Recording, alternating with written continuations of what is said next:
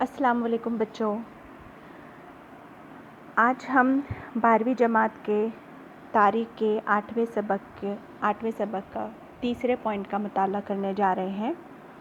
ہمارے 8ویں سبق کا نام ہے عالمی جنگیں اور بھارت، جسے انگریزی میں کہتے ہیں ورلڈ وارز اینڈ انڈیا، جس کا تیسرا پوائنٹ جو ہے 8.3 عالمی جنگ اور بھارت، اور اس پوائنٹ میں سب پوائنٹ ہم پڑھنے جا رہے ہیں پہلی عالمی جنگ اور بھارت۔ جیسا کہ آپ جانتے ہیں اس سبق میں کل 4 پوائنٹس ہیں، جس میں سے ہم نے پہلے 2 لیکچر میں 8.1 پہلی جنگ عظیم 1914 سے 1918 کے بارے میں معلومات حاصل کر چکے ہیں، اور اب ہم اس کے بعد سیکنڈ لیکچر میں ہم نے 8.2 پڑھ چکے ہیں، دوسری جنگ عظیم 1939 سے 1945، اور آج کے لیکچر میں ہم 8.3 پڑھنے جا رہے ہیں عالمی جنگ اور بھارت، جس میں اس کا سب پوائنٹ ہے 8.3.1، اس کے بارے میں ہم معلومات حاصل کریں گے۔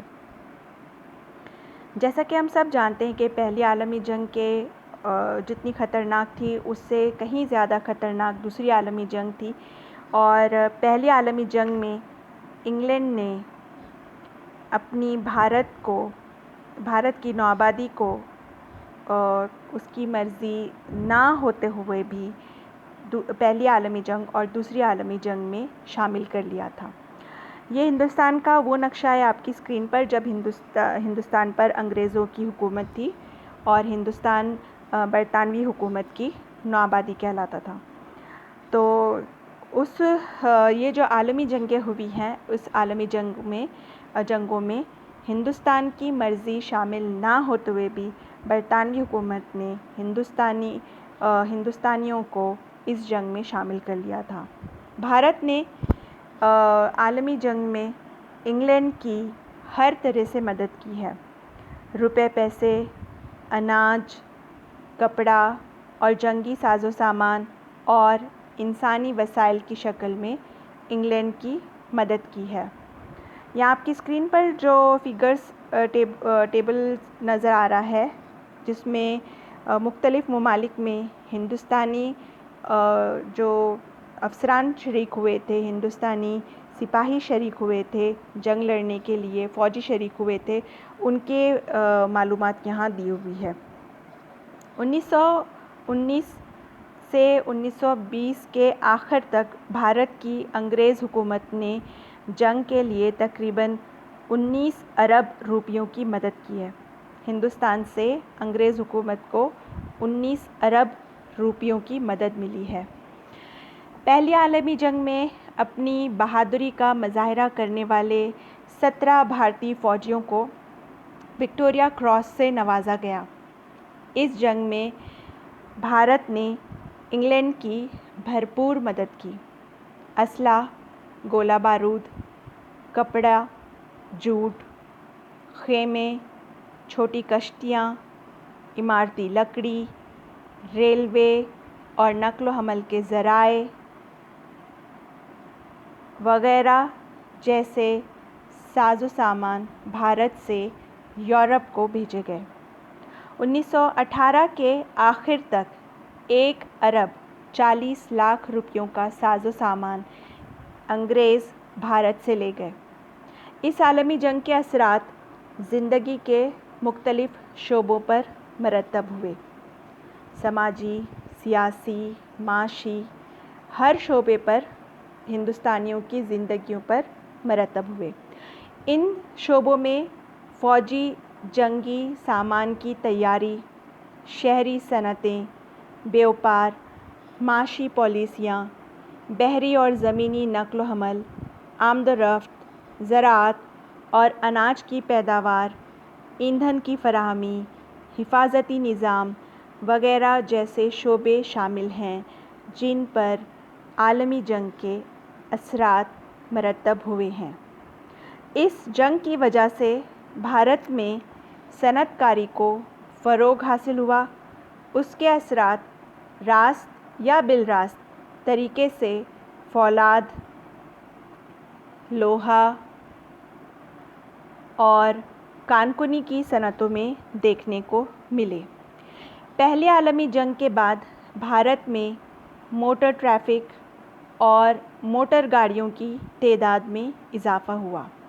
جنگ کے دوران اور جنگ کے بعد کے زمانے میں ملکی تجارت میں تقریباً 33 کروڑ روپے مالیت کی برآمدات میں کمی واقع ہوئی۔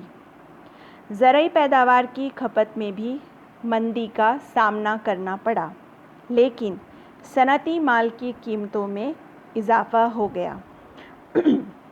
بھارت سے اناج انگلینڈ اور اتحادی ممالک کو بھیجا جاتا تھا، جس کی وجہ سے بھارت میں اناج کی قلت پیدا ہو گئی۔ یہ جو آپ کو یورپ کے نقشے میں گرین ایریا نظر آ رہا ہے، جیسے کہ پرتگال ہے، انگلینڈ، گریٹ برٹن ہے، فرانس ہے، رشیا، اٹلی، یہ اتحادی ممالک کہلاتے تھے۔ تو انہیں زرعی پیداوار کے جیسے اناج وغیرہ اشیاء بھیجی جاتی تھی، تو اس کی وجہ سے بھارت میں ان کی قلت ہو گئی۔ بھارت کے بازاروں میں اناج کی قیمتوں میں اضافہ ہوتا چلا گیا۔ پہلی عالمی جنگ میں بھارت کی شمولیت کے اثرات بھارت پر ملے جلے تھے۔ جہاں تک دفاعی تکنیکوں کا تعلق تھا، بھارت کے سپاہیوں اور سیاسی لیڈروں نے اس جنگ سے کچھ سبق سیکھے۔ یورپ کے میدانوں میں جنگ لڑنے کے تجربات سے انہیں یہ احساس ہوا کہ دوسرے ممالک کی بنسبت بھارت کے اسلحے نہایت کم ترقی یافتہ تھے۔ کچھ عوامل ایسے تھے جن کے مشاہدے سے وہ یہ سمجھ گئے کہ فضائیہ، جنگی مشینی اسلحہ اور پیدل سپاہ، میڈیکل سہولتیں، مسلح افواج کی جدید کاری، ملٹری ٹریننگ، جنگی ساز و سامان کی درکار، جمع اندوزی وغیرہ جیسے معاملات میں بھارت بہت پیچھے ہے۔ اس بات کو دھیان میں رکھتے ہوئے انگریزی حکومت نے ان معاملات میں تبدیلیاں روشناس کروانے کے لیے ایک کمیٹی تشکیل دی۔ اس کمیٹی نے بھارت کے ملٹری نظام میں نہایت مفید اور اہم تبدیلیوں کی سفارش کی۔ 1917 میں گورنر جنرل اور وائسرائے لارڈ چیمسفورڈ اور Edwin Samuel Montagu, secretary of state of India نے مل کر بھارت کے انگریزی انتظامیہ میں درکار ضروری اصلاحات کی سفارشات پر مبنی ایک رپورٹ تیار کی، اور اس رپورٹ کے مطابق انگریز حکومت کی جانب سے بھارتیوں کو یقین دلایا گیا تھا کہ مذہبی، نسلی اور ذات پات پر مبنی امتیاز نہ کرتے ہوئے فوج میں عہدے دیے جائیں گے۔ مناسب پیمانے پر فوج میں بھارتی سپاہیوں کی بھرتی کی جائے گی۔ بھارت میں بھی انگلینڈ کی جو یہ سینڈرڈ اکیڈمی ہے، اسی طرز پر ایک اکیڈمی قائم کی جائے گی، اور اس اکیڈمی میں 10 نشستیں بھارتی نوجوانوں کے لیے ہوں گی۔ اندور کے فوجی کالج میں فوجی تعلیم حاصل کرنے والے نوجوانوں کو کنگز کمیشن دیا جائے گا۔ گھوڑ سوار دستوں میں تخفیف کی جائے گی۔ علاقائی فوج کو زیادہ مسلح کیا جائے گا۔ اسی لحاظ سے کارروائی کی گئی۔ 1921 میں بھارت میں فوجی اسلحہ و ساز و سامان کا الگ شعبہ قائم کیا گیا۔ بھارتی فضائیہ کی بنیاد وسیع کرنے میں عالمی جنگ نے اہم کردار ادا کیا۔ بھارتی بحریہ نے ایران کی خلیج میں اپنی کارکردگی کا مظاہرہ کیا۔ لوک مانیہ تلک نے عالمی جنگ کے زمانے میں اپنے اخبار کیسری کے ذریعے مضامین لکھ کر اور اپنی تقریروں کے ذریعے فضائیہ اور عالمی سیاست میں بھارت کے مقام کو اہمیت دینے اور بھارتی لوگوں کو فوج میں عہدے دیتے ہوئے کوئی بھید بھاؤ نہ کرنے کا مطالبہ کیا۔ جہاں پر لوک مانیہ تلک اس قسم کی کوشش کر رہے تھے، وہیں پر آل انڈیا نیشنل کانگریس نے بھی ایک دفاعی پالیسی اپنائی ہوئی تھی اور اس کے لیے تجاویز تیار کی تھیں۔ آل انڈیا نیشنل کانگریس نے اپنی شروعات سے ہی دفاع سے متعلق کئی تجاویز تیار کی تھیں۔ ان میں درج ذیل تجاویز شامل تھیں۔ نمبر 1، بھارتی شہریوں کو اپنی دفاع اور ملک کے دفاع کے لیے تعلیم و حوصلہ افزائی فراہم کی جائے۔ نمبر 2، دفاعی خرچ کم کیا جائے، لیکن اگر یہ ممکن نہ ہو تو دوسرے اخراجات میں کمی کی جائے۔ نمبر 3، بھارتی نوجوانوں کو علاقائی فوج میں داخلہ دیا جائے۔ نمبر 4، ملکہ کے اعلان نامے کے مطابق فوج میں اعلیٰ عہدوں پر بھارتیوں کو مقرر کیا جائے۔ نمبر 5، دفاعی کالج قائم کیے جائیں۔ نمبر 6، عوامی فوج اور رضاکارانہ طور پر اپنی خدمات پیش کرنے والی جماعتیں قائم کی جائیں۔ نمبر 7، انگریز حکومت بھارت کے دفاعی اخراجات کا کچھ حصہ برداشت کرے۔ ان تجاویز کے ذریعے کانگریس نے دفاع سے متعلق اپنے مطالبات کی ایک سمت دکھا دی تھی، لیکن انگریز حکومت نے کانگریس کے ان مطالبات اور تجاویز کی بنسبت اپنے مفاد کی پالیسی جاری رکھی۔ پہلی عالمی جنگ کے زمانے میں انگریزی حکومت کو جنگ کے کاموں میں مدد کرنے کے لیے لوک مانیہ تلک، گاندھی جی اور دیگر لیڈروں نے وسیع نظری کا مظاہرہ کیا۔ انہیں اس بات پر یقین تھا کہ پہلی عالمی جنگ میں شرکت کا فائدہ بھارت کو مستقبل میں حاصل ہوگا۔ یہ ان لوگوں کی دور اندیشی بھی تھی۔ انگریز سامراج کے ذریعے شروع کی گئی جنگ میں بھارت کو بھی کھینچ لیا گیا۔ پنڈت جواہر لال نہرو نے اپنی بیٹی اندرا گاندھی کو اس زمانے کے بارے میں بتاتے ہوئے لکھا ہے کہ یہ بھارت کی جنگ نہیں تھی۔ بھارت کی جرمنی سے دشمنی تھی اور نہ ہی ترکستان سے۔ نہ تو ہندوستان جرمنی کا دشمن تھا اور نہ ہی ترکی کا دشمن تھا۔ بھارت کا اس میں شمولیت کا کوئی ارادہ نہیں تھا۔ بھارت انگلینڈ کی نوآبادی تھا۔ مالکن کا آنچل پکڑ کر چلنا بھارت کی مجبوری تھی۔ بھارت میں غریبی کا دورہ تھا، جس کی وجہ سے ہندوستانی فوج کی بھرتی میں کوئی رکاوٹ درپیش نہیں تھی۔ پہلی عالمی جنگ میں تقریباً 11 لاکھ بھارتی سپاہیوں نے حصہ لیا۔ انہوں نے انگلینڈ کی جانب سے یہ جنگ لڑی۔ بھارت کی جانب سے انگلینڈ کو جنگی مدد کے طور پر تقریباً 150 کروڑ روپے دیے گئے۔ عالمی جنگ کے زمانے میں بھارت کے کئی لوگ ملک چھوڑ کر کینیڈا اور امریکہ ہجرت کرنے لگے۔ کینیڈا کی حکومت انگریزی حکومت کے ہاتھوں کٹ پتلی بن چکی تھی، اس لیے اس نے بھارتی لوگوں کو پناہ دینے سے انکار کر دیا۔ بابا گرو دت سنگھ کی قیادت میں گئے ہوئے کاماگاٹا مارو جہاز کو کینیڈا نے اپنی بندرگاہ وینکوور میں لنگر انداز ہونے نہیں دیا اور یہ پریشان حال بھارتی سپاہی بھارت لوٹ آئے۔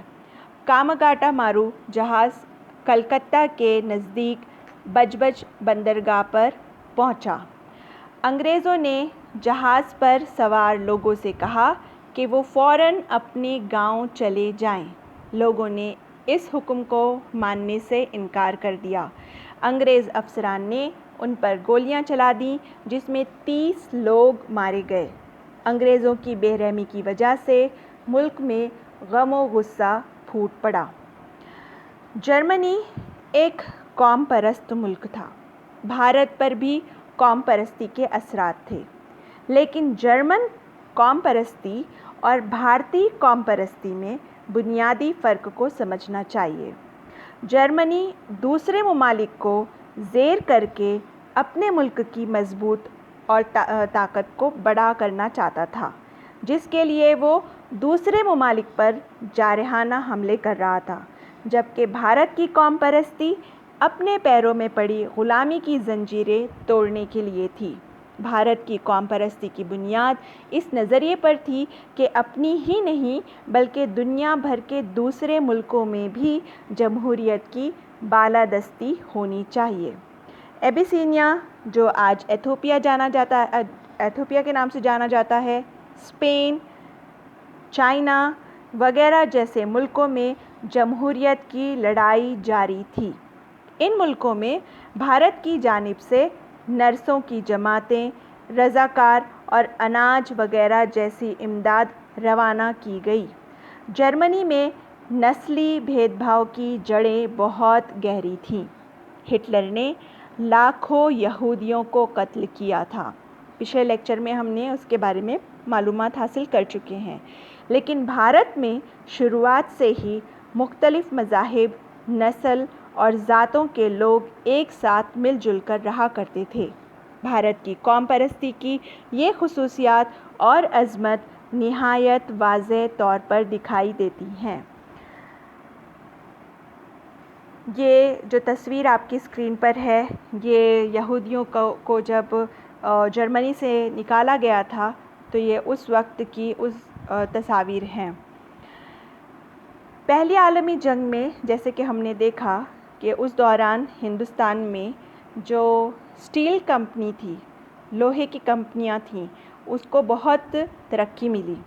پہلی عالمی جنگ اور Tata iron and steel company, جسے ٹسکو کے نام سے جانا جاتا ہے، اس کا بہت نزدیکی تعلق رہا ہے۔ پہلی عالمی جنگ میں زمینی لڑائی میں فوجیوں کی تیز رفتار حرکات اور سکنات کے لیے، جنگی ساز و سامان کی نقل و حمل کے لیے ریلوے کے علاوہ کوئی دوسرا متبادل نہیں تھا۔ یورپ میں انگلینڈ کو نہایت عمدہ ریلوے کی ضرورت تھی اور عراق میں اپنی نقل و حرکت کے لیے بھی انگریزوں کو ریلوے لائن کی ضرورت تھی۔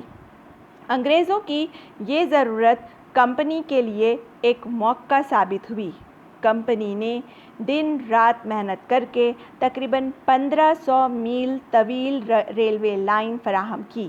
انگلینڈ کے چند بڑے لوگوں کا ماننا تھا کہ ٹسکو کمپنی کے لیے فولادی پٹریاں بنانا ممکن نہیں ہوگا، لیکن بھارتیوں نے یہ کر دکھایا۔ پہلی عالمی جنگ کے خاتمے کے بعد 1919 میں وائسرائے لارڈ چیمسفورڈ ٹسکو کے کارخانے پر گئے۔ انہوں نے اپنی تقریر میں یہ بات تسلیم کی کہ مصر، فلسطین اور مشرقی افریقہ میں دوست ملکوں نے جو کامیابی حاصل کی، اس کا سہرا اس ریلوے لائن کے سر بندھتا ہے۔ بھارتی لوگوں نے اگر عزم کر لیا تو وہ کر دکھاتے ہیں۔ اسی حقیقت کی گواہی وائسرائے نے دی۔ تو بچوں، یہاں پر ہم نے آج لیسن نمبر 8 کا تیسرا پوائنٹ کا سب پوائنٹ 8.3.1 جس میں ہم نے پہلی عالمی جنگ اور بھارت کے تعلق کو سمجھنے کی کوشش کی ہے۔ اب نیکسٹ لیکچر میں ہم اس کا دوسرا پوائنٹ پڑھیں گے، جس میں ہم دوسری عالمی جنگ اور بھارت کے درمیان کیا تعلق تھا اس کے بارے میں معلومات حاصل کریں گے۔ آپ نے جو PDF ہم نے آپ کو دی ہے واٹس ایپ پر، اس میں سے لیسنس کو دیکھ کر لکھ لینا ہے آپ کی نوٹ بک میں، اور ہمارے چینل کو سبسکرائب کیجئے تاکہ آپ کو نیکسٹ لیکچر مل سکے۔ Thank you.